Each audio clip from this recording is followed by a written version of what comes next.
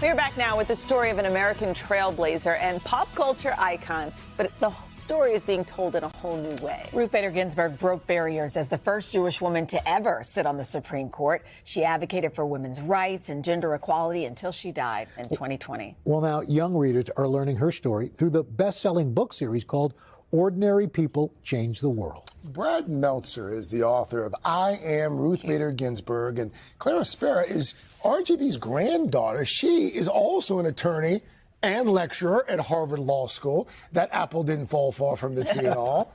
Thank you both for being here. This is such an exciting project. Brad, let me just start with you. How did it come to be? What was the impetus? It was my own kids. I wanted to give my kids better heroes to look up to, heroes of perseverance and kindness. And we look around where we are today.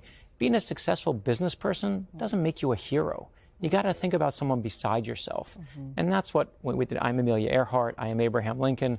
And this is the 10-year anniversary. We, of course, are doing I Am Ruth Bader Ginsburg. It's a great series. It really is. And the book shows RGB as starting off, as a young girl. Why was that important, Clara?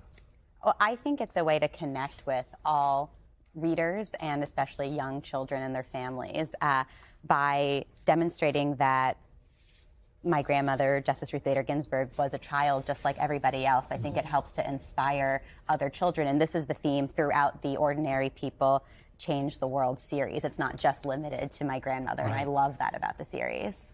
It's such a cute book. And we also, we think of Justice Ginsburg as a serious Supreme Court justice. But when she's a little girl, she's grown up in Brooklyn. She wants to have adventures, climb trees, and ride her bike. But they told her back then, girls can't do that. And it's her mother who breaks that stereotype, takes her to the library, and on every Friday afternoon says you can check out 5 books. And Ruth Bader Ginsburg's favorite books as a little girl were stories of real heroes, Amelia Earhart and Harriet Tubman.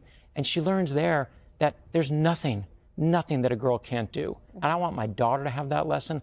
I want my sons to have that lesson. That's what I Am Ruth Bader Ginsburg is all about. I love that. And now, of course, you're following her footsteps. It crosses generations. I was reading she spent her birthdays growing up in an interesting way. What did she do on her birthdays? Well, she performed acts of service with her family, which I think then influenced her for the rest of her life. And that is really drawn out by Brad in the book and is, I think, so powerful. So as opposed to, ooh, what am I going to do on my birthday today? It's like, where am I going to serve today on my birthday? Exactly. That's good. That's good. This book is so great because you do get to, learn about her history and where she came from. But you knew her as a grandmother. What did you call her, and what was time spent with her like? I called her Bubby, as many young Jewish grandchildren do call their grandmothers. And time with her was time like I imagine most grandchildren spend with their grandmothers. Over dinner, we would watch TV together, but there were some unique elements as well. For example, a lot of our time spent hanging out were in her chambers at the Supreme Court. Oh, that's cool. But she was confirmed when I was 3 years old, so I didn't realize that wasn't a normal thing to do. It's just the way it was. Run the halls of, the nation's highest court. And she also performed my wedding ceremony to my husband. And I don't know how many people's grandmothers could do that. So that was another unique and special element. And you get to raid her closet, too. I mean, this is her blazer, right? Yes, this is her blazer. One of the many benefits of not only being her granddaughter, but being her size. I was going to say Yes, I raided her closet when she was still alive, and she would loan me items, but we never had a return date. Nice. And Brad, you even got dressed up as RG. I was going to wear her. I did dress up as her. I was going to wear her clothes were a different size. But the good thing, this is me as her, yes, for the book, which I always dress up as our heroes. But for me, the fun is... Oh, look at that picture. Isn't that good? So she's actually the first hero of all the ones we've done where I knew the hero before we wrote the book about her. So Clara's mom was one of my mentors in law school, and so I knew Justice Ginsburg.